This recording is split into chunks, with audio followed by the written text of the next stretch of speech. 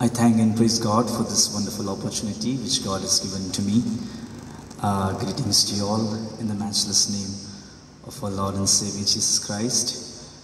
आज परमेश्वर के वचन के अध्ययन के लिए हमारे जीवन को हम पुनः समर्पित करें। परमेश्वर हमसे बात करे उसके वचन से और हमें कुछ बातों को सिखाए, उसके लिए हम अपने जीवनों को समर्पित करेंगे।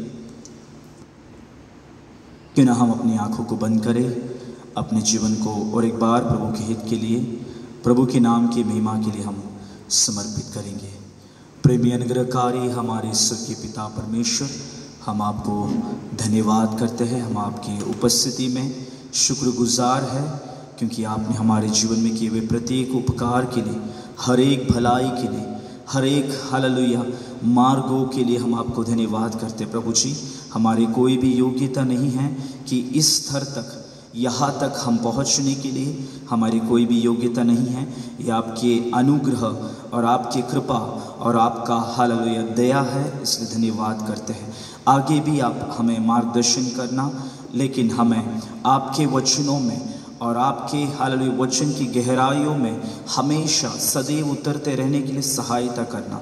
सारी आदर महिमा जलाल गौरव आपको देते हैं, यीशु मसीह के नाम से मांगते हैं, आमेन। Praise the Lord. The book which we are going to discuss today is on 2 Peter. आज दूसरा पत्रस की पुस्तक से हम मनन करने जा रहे हैं। Before going to that, we will have just a brief understanding about New Testament books. Then we will switch to 2 Peter.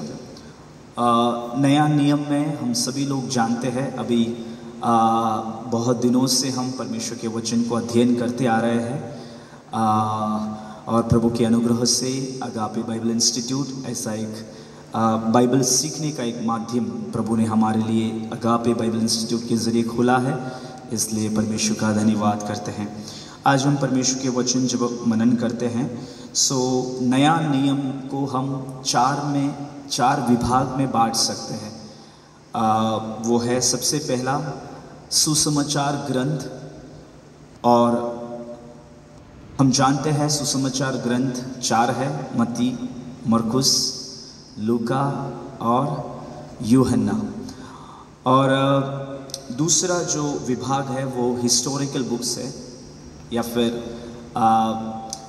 इतिहास ग्रंथ। वो हमारे बाइबल में एक ही है, न्यू टेस्टमेंट में एक ही है इतिहास ग्रंथ। वो प्रेरितों के काम है। प्रेरितों के काम में हम देख सकते हैं कलीसिया के 30 सालीन इतिहास को हम देख सकते हैं। तीसरा जो विभाग है वो पत्रिया है, एपिसल्स। और एपिसल्स को हम जान सकते हैं कि 21 पत्रिया है, 21 एपिसल्स हैं। और चौथा विभाग है प्रोफेटिकल बुक्स, भविष्यवाणी के पुस्तक। और पुराने नियम में तो बहुत सारे भविष्यवाणियों की पुस्तक है, लेकिन नया नियम में जब आते हैं तभी एक ही भविष्यवाणी की पुस्तक है, वो प्रकाशित वाक्य की पुस्तक है। सो इस प्रकार नया नियम के 27 जो ग्रंथ है, 27 बुक्स है, उसको 4 में बांटा गया है। Gospels, historical books, epistles and prophetical books. Okay, तो एपिसल्स कितने हैं? क्या आप कोई बता सकते हैं कितने एपिसल्स हैं, कितने पत्रियाँ हैं हमारे न्यू टेस्टमेंट में? Yes, correct sister. 21 पत्रियाँ है, 21 एपिसल्स आर देयर। 21 पत्रियों को अगर हम फिर से 2 भाग कर दें तो पहला भाग है पॉलाइन एपिसल्स, पौलुस द्वारा लिखा हुआ पत्रियाँ। और उसमें जो है पंडितों के अभिप्राय से 14 एपिसल्स वर रिटन बाय पौलुस द्वारा लिखा गया हुआ 14 पत्रियाँ है। और उसके बाद बाकी जो 7 बचते हैं वो अन्य लोगों के द्वारा लिखा गया है। याकूब की पत्री से लेकर यहूदा की पत्री तक, जेम्स टू जूड, जेम्स याकूब, पहला पत्रस, दूसरा Hebrews, James, first Peter, second Peter, first John, second John, third John, Jude. So इतने जो पत्रियां है वो अन्य लोगों के द्वारा लिखा गया है। ओके, अभी हम जो और भी थोड़ा सा अंदर, हम अगर पत्रियों में अगर और थोड़ा सा अंदर आते हैं तो हम जान सकते हैं जो पत्रस की पत्री है, याकूब को छोड़ दो, पत्रस की पत्री है और यूहन्ना की पत्री है और यहूदा की पत्री है। पत्रस, पहला पत्रस, दूसरा पत्रस, पहला यूहन्ना, दूसरा यूहन्ना, तीसरा यूहन्ना और यहूदा की पत्री है। इसका सारांश एक ही है, या फिर इसको एक विभाग में हम कर सकते हैं। वो ये है कि be alert about the false teachers. जो झूठे शिक्षक हैं उनसे बचे रहे। सो वो है पत्रस की पत्री में भी और यूहन्ना की पत्री में भी और यहूदा की पत्री में भी का सारांश। इसके लिए हम एक वचन को पढ़ेंगे यहूदा की पुस्तक में,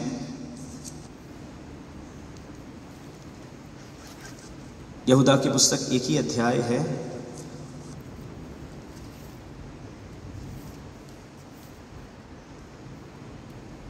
ओके, वहां का 1:4 पढ़िएगा।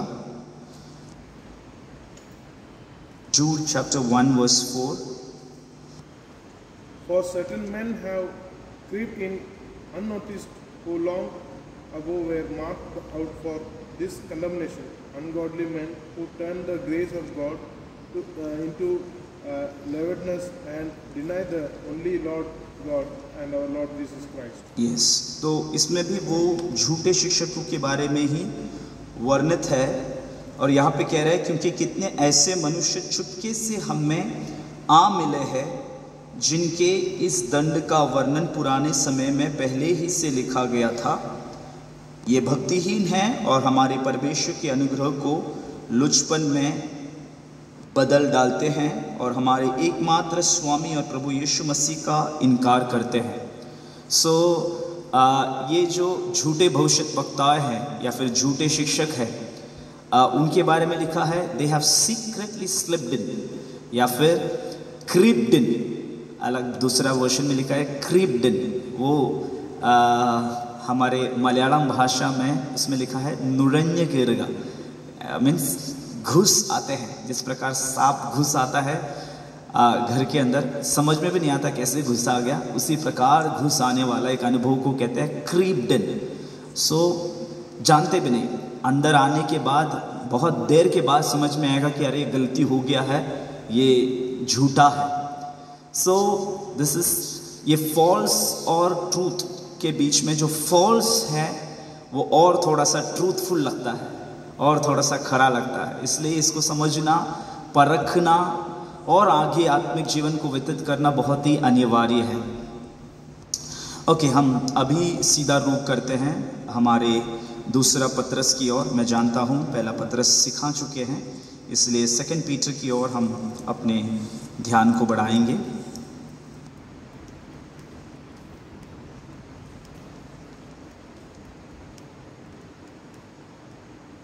When we come to 2 Peter, okay, thank you. We have an overview. If we understand about the author के बारे में या लेखक कौन है, इथे आम्ही समजू शकतो की जे दुसरे पत्रस आहे त्याचे लेखक शमन पत्रस आहे, शमन पत्रस। कारण पहला अध्यायचा पहला वाक्य तुम्ही वाचू शकतो, शमन पत्रस की ओर से जो यीशु मसीह का दास और प्रेरित है, उन लोगों के नाम जिन्होंने हमारे परमेश्वर और उद्धारकर्ता यीशु मसीह की धार्मिकता द्वारा हमारे समान बहुमूल्य विश्वास प्राप्त किया है। परमेश्वर की और हमारे प्रभु यीशु मसीह की पहचान के द्वारा अनुग्रह और शांति तुम में बहुतायत से बढ़ती जाए। इथं हमें पाहू शकतो की जे लेखक आहे प्रेषित, पत्रस आहे आणि कुठला कालावधीमध्ये लिहिलेला आहे, अराउंड AD 65 to 68, 65 से लेकर 68 के दरमियान में, AD 65 से लेकर 68 के दरमियान में लिखा गया है. आणि कोणासाठी लिहिलेलं आहे ते एशिया मायनरमध्ये जितका विश्वासी गण आहे त्यांच्यासाठी, सर्वांसाठी लिहिलेलं आहे.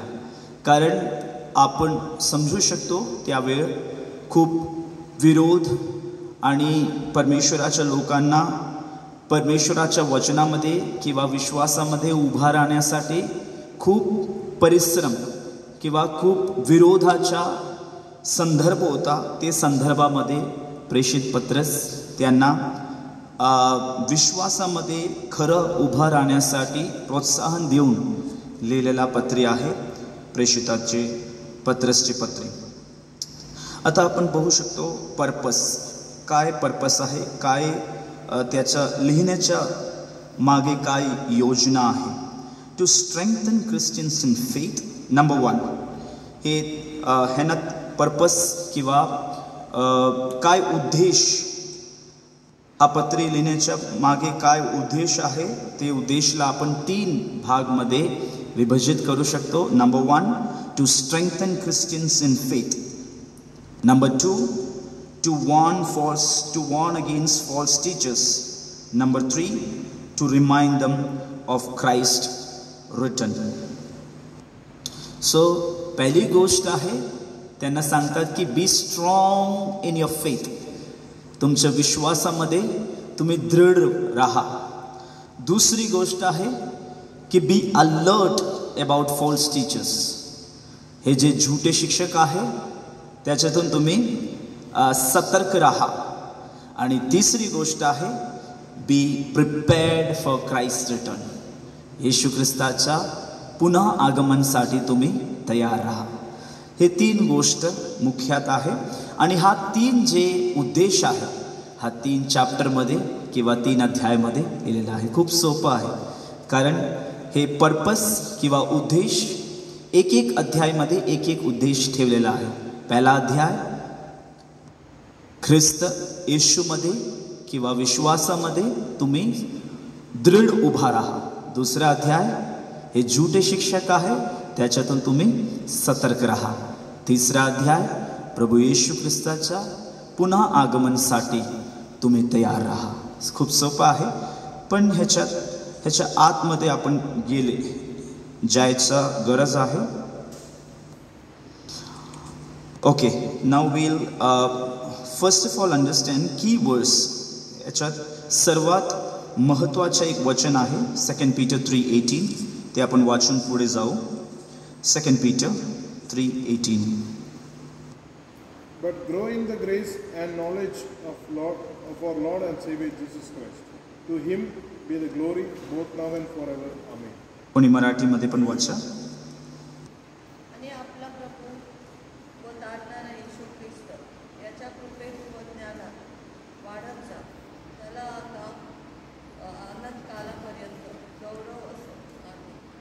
आमेन. Praise the Lord. प्रभू येशू ख्रिस्ताचा अनुग्रह, प्रभू येशू जे आमचा उद्धारकर्ता आहे, तारणारा आहे, त्याचा कृपे आणि त्याचा पहचानमध्ये वाढत जावा है ना. हे खूप महत्त्वाचा एक वचन आहे की grow in the Lord, grow in the Lord Jesus Christ, grow in your saviour. प्रभू येशू ख्रिस्त जे तुमचे तारणारा आहे त्याच्यामध्ये तुम्ही वाढत जावा. ठीक आहे. That is the whole concept of this word, of this episode. आता आपण थीममध्ये जाऊ. थीम पण ते सेम आहे. थीमला पण आपण 3 विभाग करू शकतो. Grow in true knowledge of Christ, reject falsehood and live in holiness as we wait for Lord's return. Very simple. पहिला गोष्ट आहे थीम पण तेच आहे की प्रभू येशू ख्रिस्तामध्ये वाढत जावा. दुसरा तुमचं जे झूठे शिक्षक आहे त्याच्यातून तुम्ही स्वतःला वाचा. आणि तिसरी गोष्ट प्रभू येशू ख्रिस्ताचा दुसरा आगमनासाठी तुम्ही इंतज़ार करावा. Okay, we will go chapter wise. Now chapter 1 we understood. आपल्याला माहीत आहे चॅप्टर 1 मध्ये काय लिहिलेलं आहे, चॅप्टर 2 मध्ये काय लिहिलेलं आहे आणि चॅप्टर 3 मध्ये काय लिहिलेलं आहे आपल्याला माहीत आहे. पण आपण आता त्याच्यात जाऊया. Chapter 1, growth in Christian character and the truth of God's word. So Peter encourages believers to grow spiritually. God has given everything needed for a godly life. आता इथं लिहिलेलं आहे की तुमच्या एक भक्तिपूर्ण जीवनासाठी सर्व काही परमेश्वराने प्रदान केलेलं आहे. पहला दूसरा पत्रस 1:3 मध्ये लिहिलेलं आहे, क्योंकि उसकी ईश्वरीय सामर्थ्य ने सब कुछ जो जीवन और भक्ति के से संबंध रखता है हमें उसी की पहचान के द्वारा दिया है. Praise the Lord. जिसने हमें अपनी ही महिमा और सद्गुण के अनुसार बुलाया है. सो जे परमेश्वराने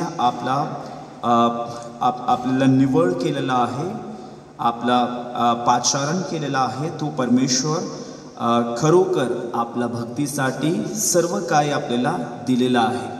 जीवन हा जीवन जगण्यासाठी आणि आपल्या भक्तीसाठी सर्व काही दिलेलं आहे. हे सांगून पत्रस पुढे जात आहे की तुमच्यासाठी, तुमच्या जीवनासाठी किंवा तुमच्या भक्तीसाठी सर्व काही प्रदान केलेला परमेश्वर आहे. तुम्हाला भीती वाटायचं गरज नाही. तुम्ही तुमच्या विश्वासामध्ये कमजोर व्हायचं गरज नाही, कारण परमेश्वर खरोखर तुमच्या सोबत आहे, तुमच्या बरोबर आहे आणि तुमच्यासाठी, तुमच्या जीवन आणि तुमच्या भक्तीसाठी जे काही गरज आहे सर्व काही पूर्ण करणारा, सर्व काही पुरवणारा परमेश्वर तुमच्या सोबत आहे. आता 5 to 7 वाचा. 5 ते 7 आपण जेव्हा वाचतात तेव्हा त्याच्यामध्ये आपण लिहिलेलं आहे, Christian must add to faith. आता विश्वासासोबत आपल्याला काय काय जोडायचं आहे किंवा काय काय ॲड करायचं आहे ते लिहिलेलं आहे. Goodness, knowledge, self control, perseverance, godliness, mutual affection and love. So हे गोष्ट आपल्याला काय करायचं आहे, आपला विश्वासामध्ये आपण जोडून पुढे जायचं आहे. Praise the Lord. हालेलुया. आपण एक लेकर, एक बाळप्रती आपला प्रतीक्षा असतात. आता माझा जे मुलगी आहे तिचं वय 3 वर्षाची आहे आणि तिच्याबद्दल पण माझी प्रतीक्षा आहे, माझी अपेक्षा आहे की ती काय करणार, जोडणार. तिचं नॉलेजमध्ये तिचं ज्ञान किंवा समज तसंच ठेवणार नाही, पण आणखी वाढत जाणार, आणखी जोडणार.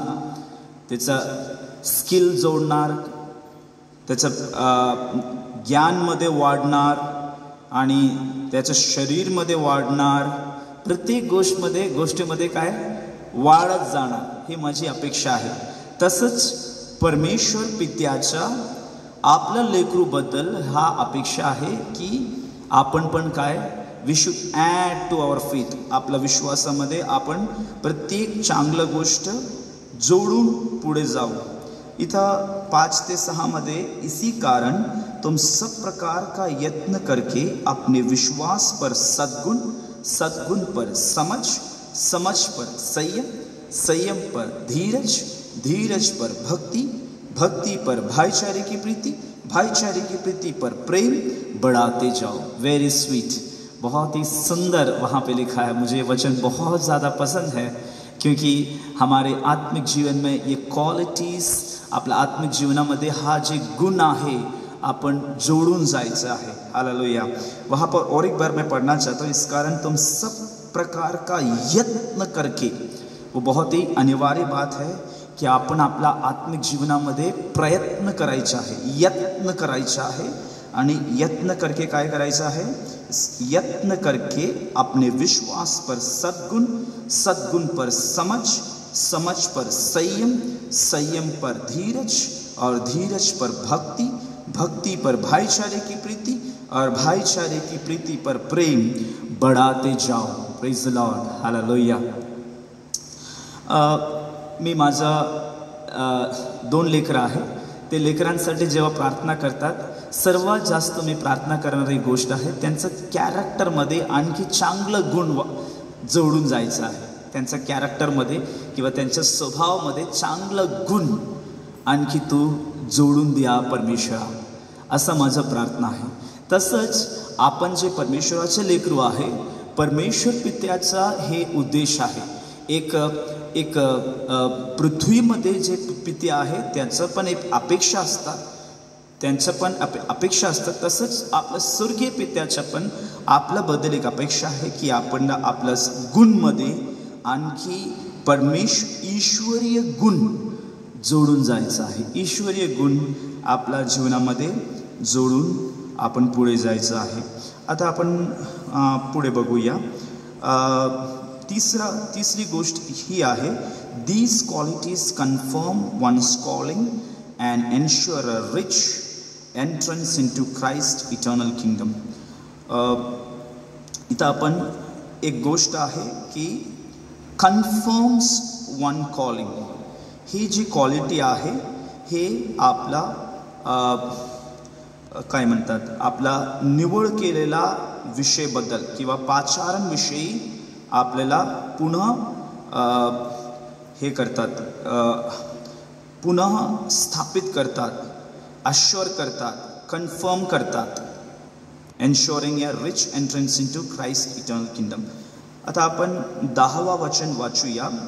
10 इस कारण हे भाइयों, अपने बुलाए जाने और चुन लिए जाने को सिद्ध करने का भली भांति यत्न करो, क्योंकि यदि ऐसा करोगे तो कभी ना ठोकर खाओगे.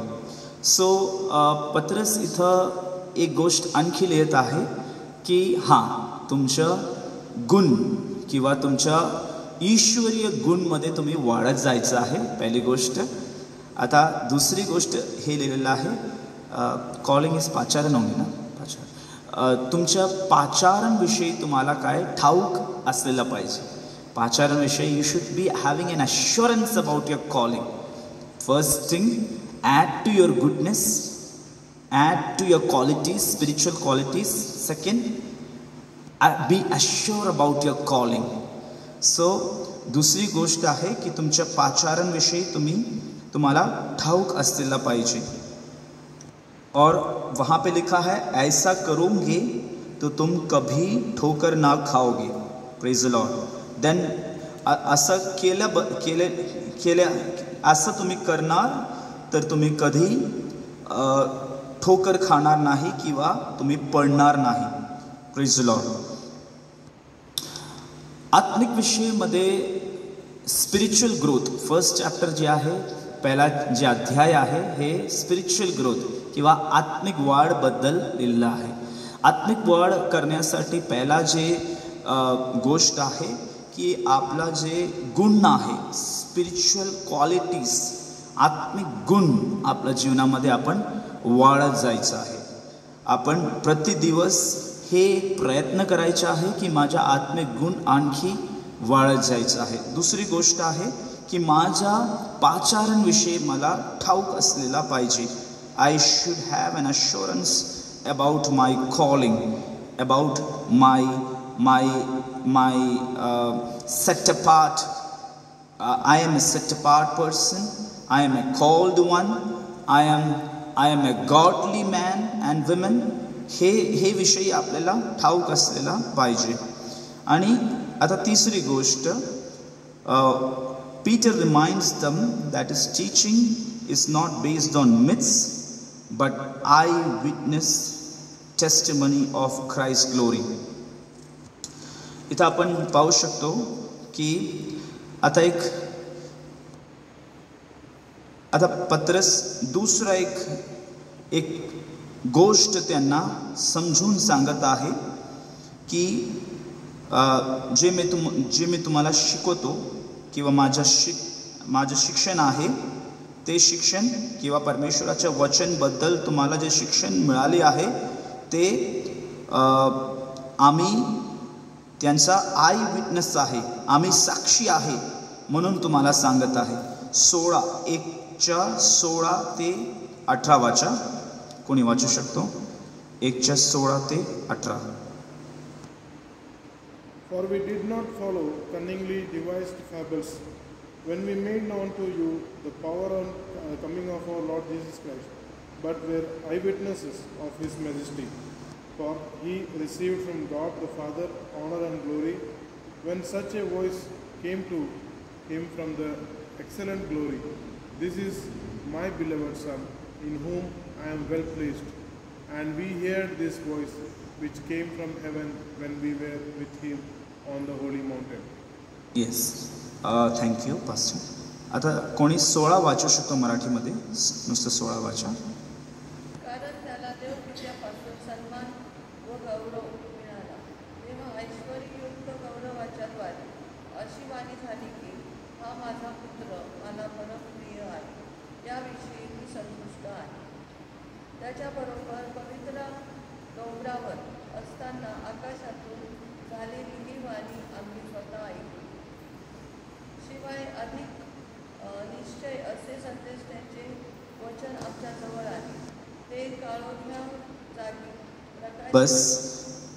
Thank you sister. आता 16चं जे शेवट वचन आहे त्याच्यात लिहिलेलं आहे, वरन हमने आप ही उसकी प्रताप को देखा था. वहाँ पे लिखा है वह चतुराई से गढ़ी हुई कहानियों का अनुकरण नहीं था, वरन हमने आप ही उसके प्रताप को देखा था. सो ये चतुराई से गढ़ी हुई कोई कहानियाँ नहीं है जो हम आपको बता रहे हैं या फिर हम आपको बताना चाहते हैं ये, लेकिन हम खुद देखा है. हम we are the eyewitnesses of Christ. Christ grow in Christ. Yeshu ख्रिस्तामध्ये तुम्ही वाढत जावा. जेव्हा पत्रस सांगतात तेव्हा पत्रस म्हणतात आम्ही साक्षी आहे किंवा आम्ही आमचे डोळेतून पाहिला आहे की प्रभू येशू ख्रिस्त किती गोड आहे आणि किती चांगला आहे. Praise the Lord. आणि जे गोष्ट तुम्हाला आम्ही सांगत आहे ते खरोखर विश्वासणारा गोष्ट आहे. आणखी एक गोष्ट पत्रस सांगतात की हा स्क्रिप्चर किंवा प्रभू येशू ख्रिस्ताच्या वचनामध्ये तुम्ही वाढत जावा. हे गोष्ट सांगण्यासाठी scripture is fully inspired by the Holi spirit and serves as a reliable guide until Christ return. इथं आपण वाचू शकतो 1:20 आणि 21 वाचा. 20 आणि 21.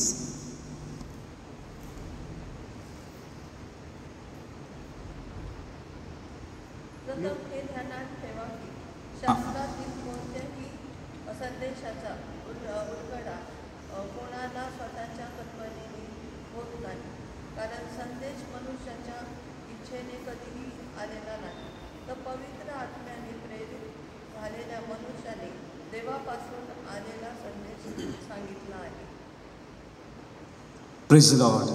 इथं पत्रस म्हणतात की क्योंकि कोई भी भविष्यवाणी मनुष्य की इच्छा से कभी नहीं हुई, पर भक्तजन पवित्र आत्मा के द्वारा उभारे जाकर परमेश्वर की ओर से बोलते थे. 20वां आयत, पर पहले यह जान लो कि पवित्र शास्त्र की कोई भी भविष्यवाणी किसी के अपने ही विचारधारा के आधार पर पूर्ण नहीं होती हैं. Praise the Lord. यहाँ पर पत्रस एक बात को साबित कर रहा है. पहली बात कि हम उसका दृढ़ साक्षी हैं, हमने उसे देखा है, हम उसका साक्षी हैं. दूसरी बात, ये जो परमेश्वर का वचन है ये वास्तविक है, और परमेश्वर का वचन ये कोई घड़ी हुई कहानियाँ नहीं हैं, लेकिन परमेश्वर के ओर से है. और परमेश्वर के भविष्यवाणियाँ ये किसी के विचारधारा के आधार पर पूर्ण नहीं होती हैं. किसी ने विचार किया या फिर अपने विचारधाराओं में डूबकर लिखा हुई बात नहीं है, लेकिन प्रत्येक वचन परमेश्वर की आत्मा से प्रेरित है. सो ये बात इसलिए पत्रस हा गोष्ट पत्रस हा कारणवश लिहत आहे की त्यांचा जे विश्वास आहे वचनामध्ये किंवा प्रभू येशू ख्रिस्तामध्ये ते विश्वास आहे ते कमजोर होत चाललं आहे. म्हणून पत्रस त्यांना विश्वासामध्ये वाढण्यासाठी किंवा विश्वास जीवनामध्ये वाढण्यासाठी आणि त्यांचा आत्मिक किंवा ईश्वरीय गुणमध्ये वाढण्यासाठी आणि त्यांचं पाचारांविषयी ठाऊक राहण्यासाठी आणि प्रभू येशूच्या वचन किती खरं आहे हे गोष्टी ठाऊक ठेवण्यासाठी विश्वास ठेवण्यासाठी पत्रस त्यांना प्रोत्साहन देत आहे. म्हणून हे पूर्ण अध्याय जे आहे आपण जेव्हा वाचतात तेव्हा हे गोष्ट आम्हाला कळतात की ते लोक परमेश्वराच्या विश्वासामध्ये प्रभू येशूच्या विश्वासातून लांब गेलेलं होतं, पण त्यांना विश्वासामध्ये उभा ठेवण्यासाठी किंवा विश्वासामध्ये आणखी जवळ आणण्यासाठी प्रभू येशू ख्रिस्ताच्या ईश्वरीय गुणमध्ये त्यांना वाढण्याच्या आणि प्रभू येशूच्या पाचारांविषयी त्यांना ठाऊक ठेवण्याचा प्रोत्साहन देऊन पत्रस हे लिखत है. एक बात हमें समझना यहाँ पे बहुत ज़रूरी है कि never have a shaky spiritual life. कधीही आपला विश्वास जीवन ते क्या बोलते हैं हिलना ढुलने वाला आत्मिक जीवन नहीं, लेकिन सदैव स्थिर, सदैव बढ़ने वाला और सदैव वो उन्नति को प्राप्त करने वाला होना चाहिए. इसका मेन जो बुनियाद है जिस पर हम खड़े रह सकते हैं बिना गिरे, वो 10वां आयत में लिखा है कि make sure of your calling. Praise the Lord, hallelujah. अगर आपको पता है कि परमेश्वर ने आपको बुलाया है, परमेश्वर ने आपका चुनाव किया है, सो आप कभी नहीं गिरोगे. Praise the Lord. गिरने वाले लोग बहुत हैं चारों तरफ के, हालेलुया. दुनिया को या फिर उस समय भी बहुत ही ज़्यादा विरोध का आंधी चल रही थी, सो लोग गिर सकते थे विश्वास से, लेकिन ये बातों को बताते हुए पत्रस उन्हें खड़ा करते हैं. Okay, now will come to chapter 2. दूसरा अध्याय में हम आएंगे.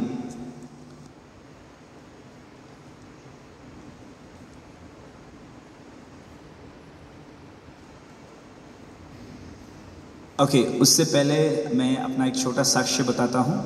सन 2000 में 2000 में जब मैं 8 साल का था तब मैं प्रभु यीशु को उद्धारकर्ता करके स्वीकारा है 2000 में. सो मैं आपको बताना चाहता हूँ कि 1998 में मेरे पिताजी नागपुर आए थे मिनिस्ट्री के लिए, सेवकाई के लिए नागपुर आए थे. उस समय हम लोग बहुत छोटे थे, मैं और मेरा जुड़वा भाई था, हम लोग बहुत छोटे थे. लेकिन ये बात हम लोग प्रार्थना करते थे, पापा प्रार्थना करते थे कि ये लोग पास्टर के बच्चे हैं बोलकर आगे बढ़ने की ज़रूरत नहीं है, लेकिन आपका चुनाव इनके ऊपर व्यक्तिगत होना चाहिए. Praise the Lord. ये बहुत ही ज़रूरी बात है कि हमारे बच्चों के ऊपर, हमारे पीढ़ियों के ऊपर प्रभु का चुनाव व्यक्तिगत होना बहुत ही ज़रूरी है. मैं पिछले दिन भी मेरे बेटा एडविन जो छोटा है 5 साल का है, उसको भी देखकर प्रभु से प्रार्थना कर रहा था, Lord you call him, Lord you let the salvation experience, let him experience your touch. आपका जो स्पर्श है, आपका जो उद्धार है, वो उसको भी अनुभव करना है. छोटे उम्र से लेकर वो अनुभव करना है, ये हम लोग प्रार्थना कर रहे हैं. सो कि कोई किसी ख्रिस्ती परिवार में जन्मा है इसकी वजह से वो ख्रिस्ती नहीं होता है. कोई पास्टर का लड़का हो के जन्मा है इसलिए उसका उद्धार नहीं होगा, लेकिन सचमुच प्रभु का चुनाव उसके ऊपर आना अनिवार्य है. इसलिए मैं आपको बताया 98 में, आप जानते हो 93 में मेरे पिताजी ने सेवकाई के लिए समर्पित किया. 98 में नागपुर आ गए थे सेवकाई के लिए, तब से लेकर सेवकाई में व्यस्त है. लेकिन तब से लेकर पिताजी का प्रार्थना ये था कि बच्चों के ऊपर भी वो प्रभु का चुनाव आना चाहिए, प्रभु का उद्धार का अनुभव आना चाहिए। सो 2000 में मैं याद करता हूँ अभी भी, जब मेरे मम्मी हमें संडे स्कूल सिखाते थे, उस समय उद्धार के बारे में बताया, और उनको भी नहीं पता था कि मैं जब हम लोग बच्चों को खड़ा करते हैं ना साक्षी बोलने के लिए, उस समय में मैं जब खड़ा था तभी मैं रो कर आंसू के साथ प्रभु यीशु को उद्धार करता करके स्वीकार किया। Praise the Lord. और तब से लेकर यीशु मसीह का उद्धार का अनुभव मेरे जीवन में आने के लिए प्रभु ने मौका दिया। सो इसलिए वो जो उद्धार का अनुभव है वो हमें कभी ना गिरते हुए हमेशा स्थिर करने वाला एक अनुभव है। Praise the Lord. इसलिए पौलुस बता रहा है कि तुम्हारा व्यक्तिगत चुनाव के बारे में तुम्हें जब याद आएगा तब तुम गिरोगे नहीं। Praise the Lord. कोई भी बातें, nothing can shatter you, nothing can shake you, nothing can make you fall. Praise the Lord. प्रभु में हम स्थिर खड़े रह सकते हैं। Praise the Lord. इसलिए मेरे कलीसिया में भी कुछ जवान लोग हैं, कुछ टीनेजर्स है जो अभी तक उद्धार नहीं पाया है।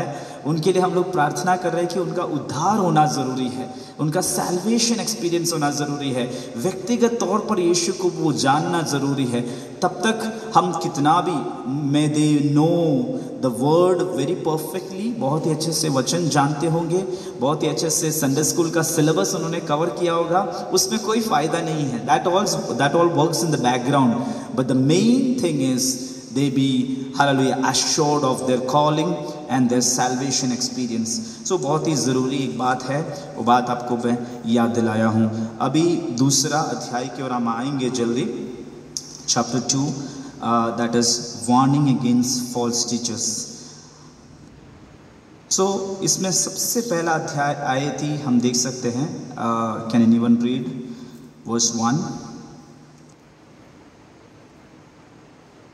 But there were also false prophets among the people, even as there will be false teachers among you, who will secretly bring in destructive heresies, even denying the Lord who brought them, and bring on themselves swift destruction. Yes.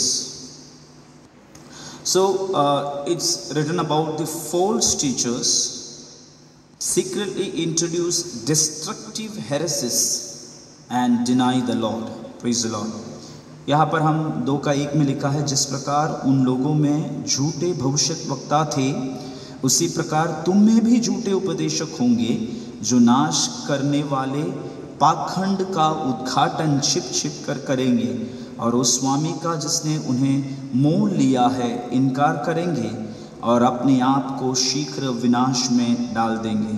सो झूठे शिक्षक और विनाश, झूठे संदेशक, झूठे उपदेशक आणि विनाश, हे दोन्ही गोष्टी विषयी पत्रस इथं त्यांना सतर्क करत आहे। अब हम जान सकते हैं 2:1 से लेकर हम आगे बढ़ते वक्त हमें समझ में आता है कि ये जो झूठे शिक्षक है उनके बारे में लिखा है कि वो उस झूठे उपदेशक होंगे जो नाश करने वाले पाखंड का उद्घाटन छिप छिप के करेंगे। वर्स 1 में लिखा है नाश करने वाले पाखंड या फिर झूठी बातों का उद्घाटन छिप छिप के करेंगे। सो ये बात को बता रहे हैं कि प्रभु यीशु ने तुम्हारे हृदय के अंदर उसका उद्धार का उद्घाटन किया है, लेकिन ये जो झूठे शिक्षक है तुम्हारे हृदय के अंदर पाखंड का या फिर झूठे शिक्षकों का उद्घाटन छिप छिप के करेंगे। So we need to be very very careful and very very alert about this false teachers. ये बात को हम देख सकते हैं। ओके, यहाँ पर हम कुछ वचनों को यहाँ पे पढ़ने जा रहे हैं। ड्यूट्रोनॉमी व्यवस्था विवरण 13 का 1 से लेके 3 में जाएंगे।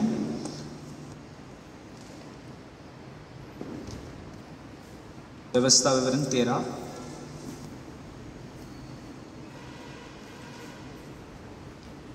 If there arises among you a prophet or a dreamer of dreams, and he gives you a sign of a wonder, and the signs of the wonder comes to pass of which he spoke to you, saying, Let us go after other gods, which you have not known, and let us serve them. You shall not listen to the words of that prophet or the dreamer of dreams. For the Lord your God is testing you to know whether you love the Lord your God with all your heart and with all your soul. Okay, same thing पहले से लेके परमेश्वर उनको अपने लोगों को बता के या फिर सावधान करने वाली बात यह है कि ऐसे लोग आएंगे जो आपको भरमाएंगे, जो आपको गलत शिक्षाओं में यीशु परमेश्वर के वास्तविक वचन से आपको वंचित कर देंगे। अब यू कैन कम टू यिर्मयाह चैप्टर 23 वर्स 16। यिर्मयाह की पुस्तक 23वें अध्याय उसका 16 में आप आ सकते हैं। 16 वो हमने जो व्यवस्था विवरण का पढ़ा है या फिर हमने जो अनुवाद का पढ़ा है उसमें पुराने समय में परमेश्वर के लोगों को परमेश्वर ने ये बात को सतर्क किया था। अभी भविष्य वक्ताओं के जरिए परमेश्वर उनको सतर्क कर रहा है। 23 का 16 पढ़िएगा। 23:16। Thus says the Lord of hosts, do not listen to the words of the prophets who prophesy to you. They make you worthless. They speak a vision of their own heart, not from the mouth of the Lord. They continually say to those who despise me, the Lord has said, we shall have peace. And to everyone who walks according to the delicates of his own heart, they say, no evil shall come upon you. अभी यहाँ पे झूठे शिक्षकों के बारे में सतर्क किया है, यहाँ पे झूठे भविष्य वक्ताओं के बारे में सतर्क कर रहे हैं। अभी एजेकिएल के पुस्तक 13 का 9 भी पढ़ेंगे। एजेकिएल 13 का 9।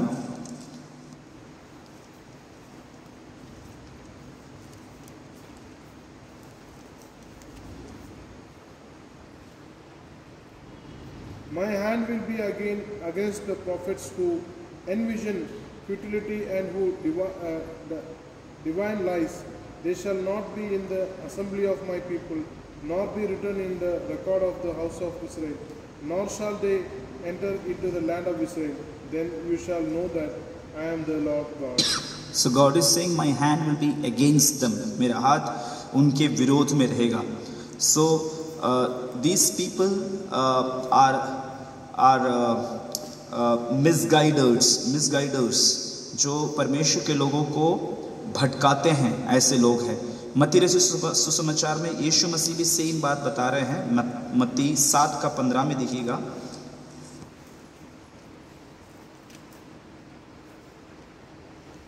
Beware of false prophets who come to you in the sheep's clothing, but inwardly they are ravenous wolves. You will know them by their fruits.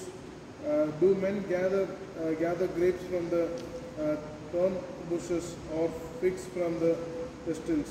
Even so, every good tree bears good fruit, but a bad tree bears bad fruit. Yes, thank you pastor. 7 का 15 में भी वही बात बता रहे हैं कि वे भेड़ों के समान भेष में तुम्हारे पास आते हैं, परंतु अंतर में वे भेड़ फाड़ने वाले भेड़िए हैं। So they comes in wool's clothing. Sorry sheep's clothing में आते हैं, लेकिन अंदर में वो भेड़िया है। सो इसलिए बहुत ही ज़्यादा हमें ध्यान देने वाली बातें हैं। बाहर से सब लोग सेम दिखते हैं। सो इस काल में भी ऐसे बहुत सारे झूठे शिक्षक हैं, झूठे बात बताने वाले हैं, जो हमें फंसाते हैं, फुसलाते हैं और हम गिर जाते हैं। सो इवन हम अपने फ्री टाइम में हो सकता है यूट्यूब में बहुत सारे मैसेज सुनते रहेंगे, लेकिन उसमें भी हमें क्या बोलते हैं,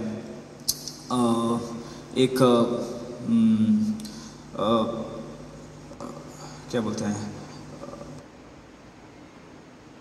वो हमें छलनी के समान, छलनी जैसे हम छलनी को इस्तेमाल करते हैं, वो क्या बोलते हैं, सारे जो गंदगी है वो छल कर या फिर सारे जो नहीं चाहिए वो चीज़ें छल कर साफ होकर आती हैं। उसी प्रकार we have to have filtering agent, filtering substance within us, कि हाँ सब कुछ निगल नहीं जाना चाहिए, सब कुछ ले नहीं चाहिए, लेकिन we have to have a filtering things. हाँ ये नहीं चाहिए, हटाना है, जो चाहिए वही लेना है.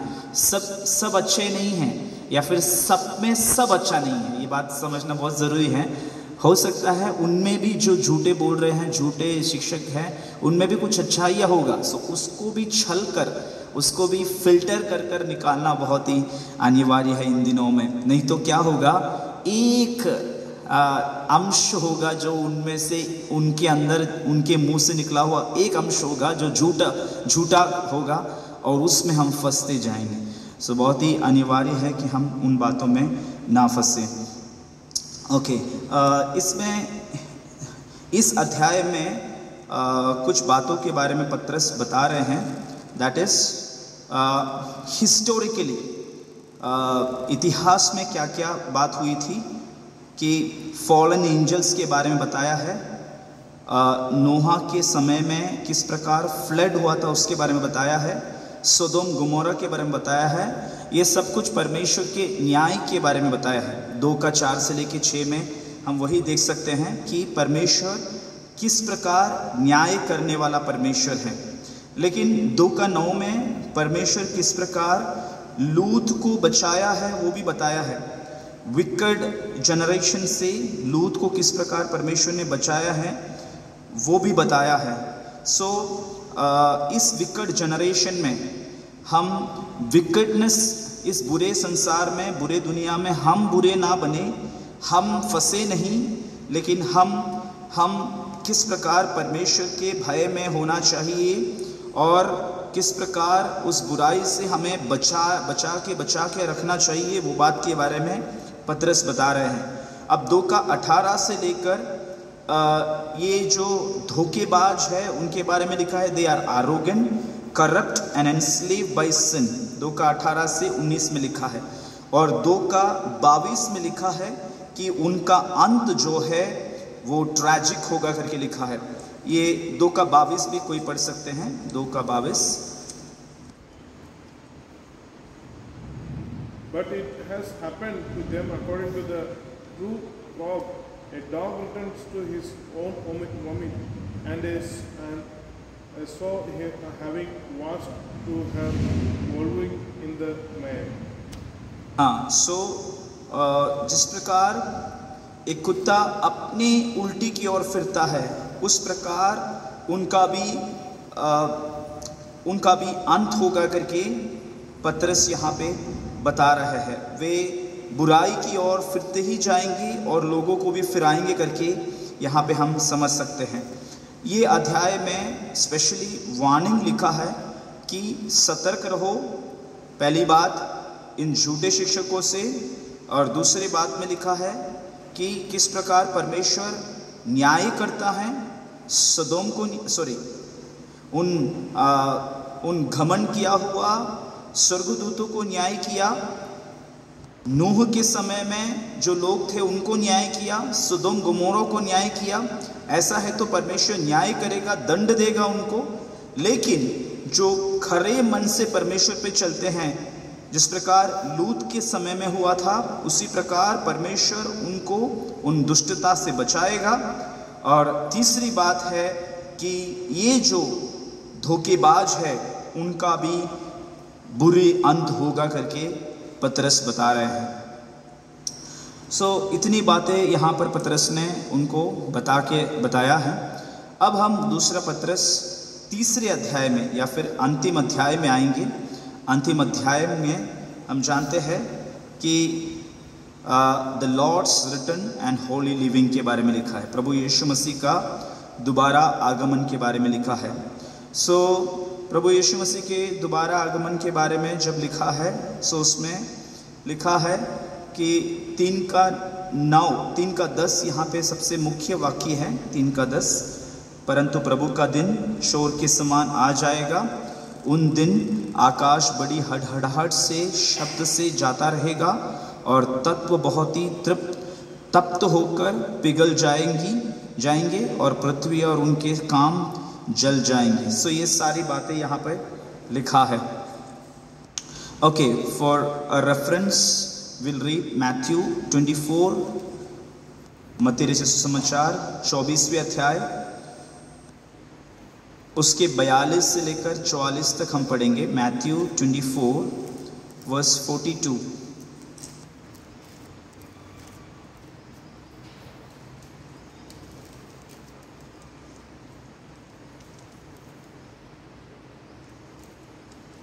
मैथ्यू 24:42 से लेके पढ़िएगा।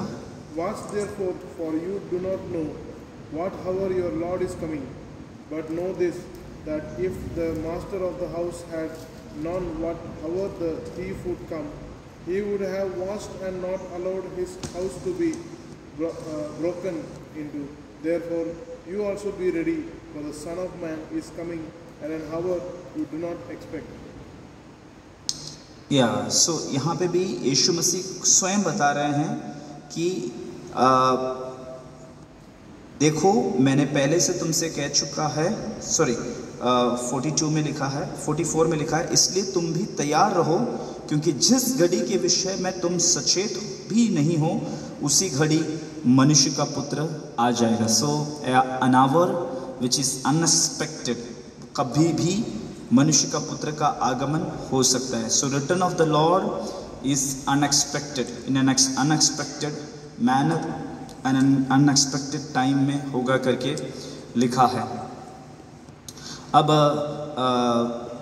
हिब्रूस 9:28 भी पढ़ेंगे। हिब्रूस 9:28, इब्रानियों की पत्री 9वां अध्याय उसका 28। So Christ was offered once to bear the sins of many. To those who eagerly wait for him, he will appear a second time apart from sin for salvation. हाँ, सो उनके जो उसकी बाट जोते हैं उनके लिए, उनके उद्धार के लिए दूसरे बार बिना पाप उठाए दिखाई देगा। सो और only those who wait for him, so जो उसके बाट जोते हैं उनके लिए वह आने वाला है। सो बहुत ही ज़रूरी एक बात है कि यहाँ पे हम देख रहे हैं, पहली बात यीशु ने बताया कि आगमन कैसे होगा, अनएक्सपेक्टेड रीति से होगा, कभी भी होगा। और यहाँ पे बताया है जो उसके बाट जोते हैं उनके छुटकारा के लिए, उनके बचाव के लिए, उनको ले जाने के लिए यीशु मसीह आने वाला है। एक और वचन इसके साथ हम पढ़ेंगे, 1 थेस्सलोनियंस, पहला थिस्सलुनीकियों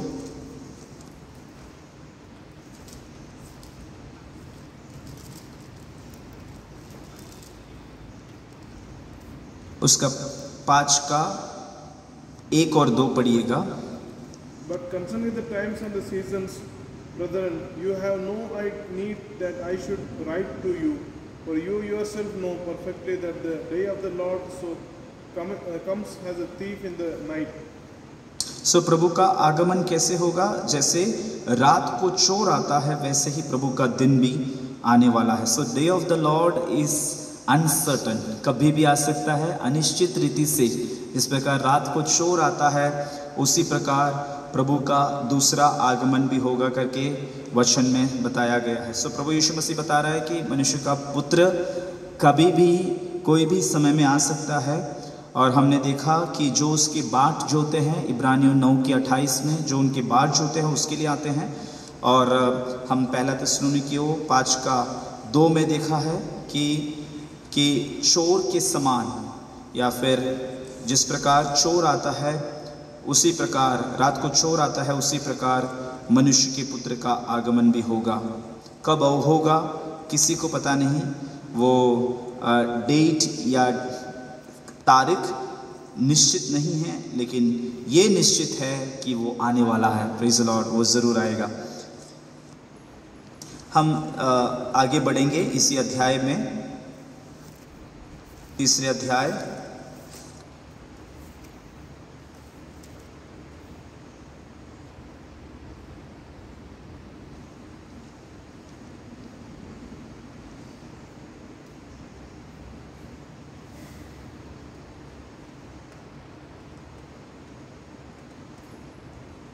ओके 3 का 9 पढ़ सकते हैं, 3 का 9।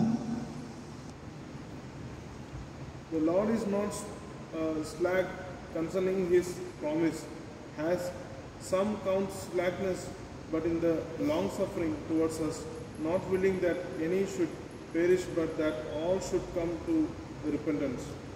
यस सो यहाँ पे एक बात लिखा है कि तुम्हारे विषय में धीरज धरता है और नहीं चाहता कि कोई नष्ट हो।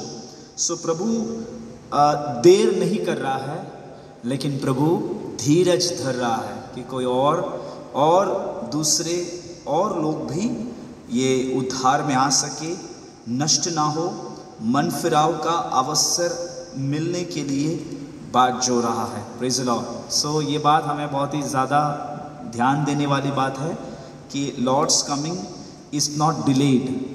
कितने सालों से हम सुन रहे हैं, जब से हमने उद्धार पाया है तब से लेके हम यही सुन रहे हैं कि प्रभु यीशु मसीह आएगा, और अब तक नहीं आया है।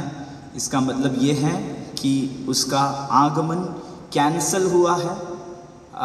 कोई फ्लाइट कैंसल हो जाता है, कुछ कारणवश डिले हो जाता है, लेकिन प्रभु यीशु मसीह का आगमन कैंसल नहीं हुआ है या फिर रद्द करके रखा नहीं है, लेकिन प्रभु यीशु मसीह का आगमन निश्चित तौर पे होगा, लेकिन वो डिले इसलिए हो रहा है ताकि कुछ और लोग बच जाए। जैसे मैंने बताया, अगर सन 2000 से पहले प्रभु यीशु मसीह का आगमन होता तो मेरा भी उद्धार नहीं होता और मेरा भी जाना अनिश्चित होता था। सो बहुत ही ज़रूरी बात यहाँ पर बताया गया है। अब आगे हम देखेंगे किस प्रकार विश्वासीगण पवित्रताई में आगे बढ़ना है। 13 में पढ़िएगा। 13 Nevertheless, we according to His promise look for new heavens and a new earth in which righteousness dwells. Yes so यहाँ पे लिखा है कि नई पृथ्वी की आस देखते हैं जिसमें धार्मिकता वास करेगी। मतलब हमें कितना पवित्रता के साथ उसके बाद जोना है, और उसकी प्रतिज्ञा के अनुसार हम एक नए आकाश और नई पृथ्वी की आस देखते हैं। नए आकाश, नई पृथ्वी, वहाँ पे धार्मिकता वास करेगी। Righteousness and righteous people will dwell over there. सो ये बहुत ही अनिवार्य एक बात है कि धार्मिकता में रहना ज़रूरी है। अब 3:17 से लेके 18 में हम देख सकते हैं पतरस ये बात को कंक्लूड कर रहे हैं। 17 पढ़िएगा। 17 You therefore, beloveds, since you know this beforehand, beware lest you also fall from your own steadfastness, being led away with the error of the wicked, but grow in the grace and knowledge of our Lord Jesus Christ. हाँ, यहाँ पे लिखा है कि चौकस रहो ताकि अधर्मियों के भ्रम में फंसकर अपनी स्थिरता को कहीं हाथ से खो ना दे। सो बहुत ही ज़्यादा पतरस बता रहे हैं कि चौकस रहो कि तुम भी फंस ना जाए, अधर्मियों के भ्रम में फंस ना जाए, अपनी स्थिरता को खो ना दो, पर हमारे प्रभु और उद्धारकर्ता यीशु मसीह के अनुग्रह और पहचान में बढ़ते जाओ। सो 3:17 and 18, 17 और 18, ये पूरा जो 2 पीटर है उसका कंक्लूशन में उसका मेन थीम वर्स है। 17 में लिखा है प्रभु यीशु मसीह के उन चौकस रहो कि तुम फंसे नहीं, और 18 में लिखा है कि प्रभु और उद्धारकर्ता यीशु मसीह के अनुग्रह और पहचान में बढ़ते रहो। सो 2 बातें वहाँ पे बताया गया है, फंसे नहीं इसलिए चौकस रहो, और दूसरी बात तुम उसके अनुग्रह और पहचान में बढ़ते जाओ। Praise the Lord. सो बहुत ही अनिवार्य कुछ बातों को, हमारे भी आत्मिक जीवन में अनिवार्य कुछ बातों को आज पतरस की पत्री से हमने देखा है। सो ये बात हमें इसलिए आज समझना, इसलिए उन लोगों को ये बात पतरस ने लिखा है ताकि वो गिरे नहीं। सो गिरे नहीं इसलिए 1:10 में लिखा है कि तुम्हारे बुलाहट को और तुम्हारे चुन लिए जाने को सिद्ध करो और एश्योर करो, ये बात को लिखा है। और दूसरी बात, 2:1 में लिखा है कि तुम इन झूठे उपदेशकों से सावधान रहो। और तीसरी बात 3:17 और 18 में लिखा है कि तुम चौकस रहो इन लोगों से और इन उपदेशकों से और इन उपदेशों से, और प्रभु यीशु मसीह उद्धारकर्ता के अनुग्रह और पहचान में बढ़ते जाओ। सो बढ़ना भी है और गिरने से बचना भी है। सो बहुत ही ज़रूरी एक बात को पतरस ने यहाँ पर हाईलाइट किया है कि बढ़ना भी है और ये फंसने से बचना भी बहुत ही ज़रूरी है। हमारे भी आत्मिक जीवन को हम यहाँ पे कंपेयर कर सकते हैं कि हम कितना बढ़ रहे हैं। How much are we growing, कितना हम बढ़ रहे हैं। आर वी स्टिल ग्रोइंग, क्या हमारे आत्मिक जीवन में हम बढ़ रहे हैं। ये बात को हमें आज इस वचन के सामने और एक बार परखना है। दूसरी बात, क्या हम किसी भी कारणवश, चाहे वो हो सकता है झूठी शिक्षा से हो या झूठे संसार के अभिलाषाओं में हो या धन के धोखा में हो या कोई भी बात के कारणवश हम हमारे आत्मिक जीवन में स्लिप हो रहा है। और तीसरी बात, क्या हम अभी भी हमारे उद्धारकर्ता के लिए बाट जो रहे हैं। Still are we having a heart and desire and longingness for his second coming. So ये बात को ध्यान रखते हुए हम अपने आत्मिक जीवन को व्यतीत करें। प्रभु हमें आशीषित करें इन वचनों से। एक 2-3 मिनट में आपको देना चाहता हूँ कि अगर आपको कोई सवाल है तो आप सवाल कर सकते हैं इसी पुस्तक से, या फिर कोई जो बात हमने आज चर्चा किया है उससे अगर आपको कोई सवाल है तो आप सवाल कर सकते हैं।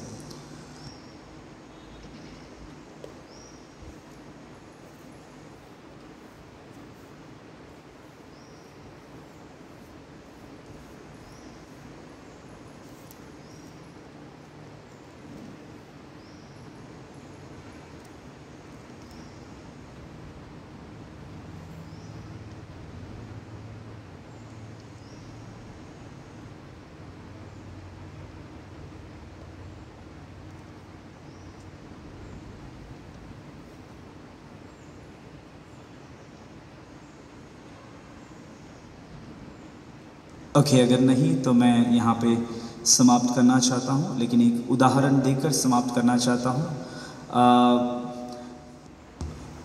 हमारे चर्च में आने वाले एक परिवार है। उस परिवार बहुत ही सालों से वचन में दृढ़ रहने वाला, बहुत ही सालों से प्रभु के वचन में स्थिर रहने वाला एक परिवार है। लेकिन उस परिवार में जो लड़का है लगभग 30 साल का उम्र रखता है, वो लड़का कुछ कारणवश अपने माँ बाप को छोड़कर दूसरा एक सिटी में गया था और वहाँ पर परमेश्वर की आराधना करता भी था और अपने जॉब करता था। उस समय में वो एक झूठी शिक्षा में फंस गया और उस फंसने की वजह से वो उन आराधनाओं में जाना शुरू किया जहाँ पर गलत शिक्षाएं होते हैं, गलत मार्गदर्शन होते हैं। मैं सारे जो न्यू जेन वर्शिप है उसके विरोध में नहीं हूँ। कुछ नए जनरेशन के जो न्यू जेन वर्शिप है अच्छे भी हैं, काफ़ी वचन आधारित चलाते हैं, लेकिन कुछ न्यू जेन वर्शिप है जहाँ पे हमें बहुत ही सतर्क रहना है, हमारे नए पीढ़ी को नहीं भेजना है। ऐसे भी कुछ वर्शिप एरियाज़ हैं जहाँ पर वो लोग बहुत ज़्यादा क्या बोलते हैं, उनके वहाँ पे बहुत ज़्यादा वर्शिप को ज़्यादा मुख्यता देते हैं और उस दौरान वो लोग होली लाफिंग, होली बार्किंग, पवित्र क्या बोलते हैं भौंकना, पवित्र हंसी और क्या बोलते हैं पवित्र वोमिट, होली वोमिटिंग, ये सबको बहुत ही ज़्यादा महत्वपूर्णता देने वाले शिक्षाओं में फंस जाते हैं। और पिछले दिन एक दूसरे कलीसिया से मुझे ऐसा एक खबर आया कि उसी कलीसिया से खबर आया कि वो पास्टर जो है, वहाँ के जो पासबान हैं, वो बोतल में पानी भरा था, वो ऐसा उंडेलते हुए, हाथ में उंडेलते हुए सबके ऊपर ऐसा फेंक दिया और लोगों को बोला कि प्रभु यीशु मसीह का आशीष आप ले सकते हैं। लोग जो दूर थे वो भी पास आकर उस पानी के जो स्प्रिंकलिंग को लेने के लिए बहुत ही ज़्यादा उत्सुकता के साथ लोग उसके लिए, क्या ऐसे कुछ सीधा हम वचन पढ़ाए तो लोग को मज़ा नहीं आता है, लेकिन ऐसे कुछ चिन्ह या चमत्कार जो वचन आधारित नहीं है किया तो लोगों को ज़्यादा उत्सुकता आती है। लेकिन हमें इन सारी बातों में सतर्क रहना बहुत ही ज़रूरी है, इन बातों में नहीं फंसना है, क्योंकि शैतान अभी बाहर का उपद्रव करके थक गया है, क्योंकि मसीह लोग बढ़ रहे हैं, उपद्रव बाहर का कर रहे हैं, लोग बढ़ रहे हैं। कहीं भी देखो, अभी यूपी में देखो, छत्तीसगढ़ में देखो, आप कहीं भी देखो, तादाद में लोग बढ़ रहे हैं। तो इसमें शैतान फंस गया है। लेकिन शैतान अभी दूसरा एक ट्रिक लेके आ रहा है, दैट इज़ इसमें मिलावट लेके आना। इसमें मिलावट कर दिया तो फिर लोग फंस जाएंगे। ये बहुत ही ज़्यादा हमें सतर्क रहने वाली बात एरिया है कि हम ऐसे बातों में ना फंसे, प्रभु के वचन में हम बुनियाद रखते हुए आगे बढ़े, स्पिरिचुअल क्वालिटी में हम, आत्मिक गुण में हम आगे बढ़े। और तीसरी बात, मुख्य बात है कि उसके आगमन के लिए हम तैयारी रखें। हम हालेलुया अपने जीवनों को भी तैयार रखें और हम दूसरे लोगों को भी इस आगमन के लिए तैयार करते रहे। हम अपने सिरों को झुकाए प्रार्थना में जाएंगे। प्रेमी अनुग्रहकारी हमारे स्वर्गीय पिता परमेश्वर, हम आपको धन्यवाद करते हैं इस सुंदर सवेरे समय हमें आरोग्यता के साथ अपने जगह, इसलिए धन्यवाद करते हैं। हमारे अपराधों को, हमारे गुनाहों को क्षमा कर। आज आपके वचन के सामने हम थरथराते हुए आते हैं और कहते हैं आपने हमसे बात किया है प्रभु जी, किस प्रकार हालेलुया पुराने हालेलुया पतरस के काल में किस प्रकार लोग बहुत ही ज़्यादा विश्वासगण हालेलुया फंस गए थे, फंसने वाले थे, लेकिन उस हालेलुया फुसलाने वाली बातों से पतरस ने उन्हें खींच कर बाहर निकाला और प्रभु यीशु मसीह के चुनाव के बारे में उन्हें ज्ञात दिलाया और उन्हें वचन के बुनियाद में बने रहने के लिए, मसीह के पहचान में और ज्ञान में बढ़ने के लिए और मसीह की आगमन के लिए तत्पर रहने के लिए उन्हें उत्साया। उसी प्रकार आज के काल में भी प्रभु झूठी बातें, गलत फुसलाने वाले, फंसाने वाली बातें बहुत ही ज़्यादा चारों तरफ है। इसलिए हमें प्रभु हमारे चुनाव को और पक्का करते हुए, हमारे आत्मिक जीवन को और हालेलुया गुणों से भरते हुए और हालेलुया शुद्धता की ओर बढ़ते हुए आपके आगमन के लिए हमें तत्पर रहने के लिए सहायता करना प्रभु जी। आपके नाम की महिमा के लिए हमें खड़ा कर, गुनाहों को क्षमा कर, अपराधों को क्षमा कर प्रभु जी। हालेलुया जिस प्रकार हमने पढ़ा है पतरस के हालेलुया 3:9 में आप देरी कर रहे हैं, इसका मतलब ये नहीं कि आप हालेलुया आप नहीं आएंगे, आप देर करेंगे, लेकिन इसलिए कि आप धीरज धर रहे हैं कि और किसी लोगों का मन फिराव हो। हमारे बहुत सारे प्रिय लोग हैं प्रभु जो अब तक आपको नहीं जानते हैं, उनका भी मन फिराव होने के लिए हम तहे दिल से, दिल की गहराई से आपको याचना करते हैं प्रभु जी, आप मदद कीजिए। सारे आदर महिमा जलाल गौरव आपको देते हैं, यीशु मसीह के नाम से मांगते हैं, amen amen amen. I extend my thankful heart to Pandita Ramabai Mukti Mission as well as Agape Bible Institute to give me the opportunity to share the word of God। परमेश्वर का वचन सिखाने का अवसर प्रभु ने दिया, इसलिए प्रभु को धन्यवाद करते हैं। साथ ही साथ request you to pray for Manjari, IPC Bethel Manjari। I serve the Lord over there in the church। सो आपसे रिक्वेस्ट है कि जब आपको याद आए तो आप मांजरी में जो कलीसिया है उस कलीसिया के लिए प्रार्थना में आगे बढ़िएगा। May God bless us. Thanks to pastor John Daniel for taking the lead over for today. Thank you.